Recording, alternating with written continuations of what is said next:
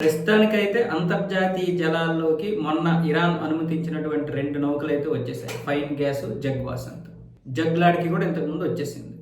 అంతకుముందు మరొక 2 వచ్చాయి. కానీ మరొక 6 నౌకలు రావడానికి తీవ్ర ప్రయత్నాలు చేస్తుంది భారత ప్రభుత్వం. ఎందుకంటే అవి గనక వచ్చాయంటే భారత్లో దాదాపు గ్యాస్ కొరత చాలా బాగా తీరుతుంది. 3 లక్షల మెట్రిక్ టన్నులు ఎల్పిజి ఇప్పుడు ఉంది ఆ 6 ఇంట్లో కూడా. సో ఇప్పుడు ఆ 6 గనక ఇప్పుడు వస్తే మనకి చాలా కొరత తీరుతుందని ఇప్పుడు అటువైపు ఏమొచ్చేసి జయశంకర్ గారు ఏమొచ్చేసి అబ్బాస్ అరాగ్జీతోని, నరేంద్ర మోదీ గారు ఏమొచ్చేసి పెజిష్కియాన్ తోటి విపరీతంగా మాట్లాడుతున్నారు. ఇప్పుడు పెజిష్కియాన్ మంత్రివర్గం ఏమొచ్చేసి ఐఆర్జీసీతో మాట్లాడుతుంది. ఐఆర్జీసీ వాళ్ళు కొంచెం తటపటాయించారు మొన్నటి వరకు. ఇప్పుడేమొచ్చేసి సానుకూలంగానే స్పందించారు ఈ 6 నౌకల్ని పంపించడానికి.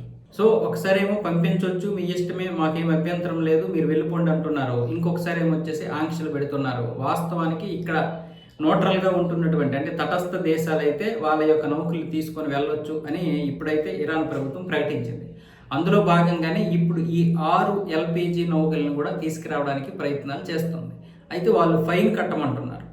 దానికి ఎంత ఫైన్ కట్టాలి ఏంటి అనేది ఇప్పుడు మన విదేశాంగ మంత్రి జయశంకర్ గారు మాట్లాడుతున్నారు. ఫైన్ కట్టకుండా వచ్చే విధంగా అది మినిమం రుసుము ఏదైతే ఉందో, అంటే యుద్ధం జరుగుతున్నటువంటి కారణంగా మేము నష్టపోతున్నాం కదా అని ఇరాన్ అంటుంది. డిమాండ్ అయితే ఏం లేదు. కొన్ని నౌకల మీద మాత్రం 15 లక్షల నుంచి 20 లక్షల డాలర్లు మాత్రం తీసుకుంటున్నారు. మన దగ్గర మాత్రం ఎంత అనేది ఇంక తెలియదు. అయితే మినిమం 2 కోట్ల రూపాయలైనా కట్టాలి అన్న విధంగా అయితే ఉంది. అంటే 2 లక్షల డాలర్లు, 2 లక్షల కంటే కొంచెం ఎక్కువ. సో ఈ విధంగా కట్టి తీసుకురావాలని ప్రయత్నాలు జరుగుతున్నాయి. ఆ 6 నౌకలు కనుక వచ్చాయంటే మాత్రం మనకి చాలా వరకు గ్యాస్ కొరత తీరుతుంది. యుద్ధం కూడా ఎలాగో ముగింపుకి వచ్చినట్లుగైతే తెలుస్తుంది. ఎందుకంటే ట్రంప్ 5 రోజులు గడువు అంటున్నాడు, మళ్ళీ యుద్ధం అంటున్నాడు, మళ్ళీ గడువు అంటున్నాడు. కాబట్టి కొంతవరకు అణిగినట్లే.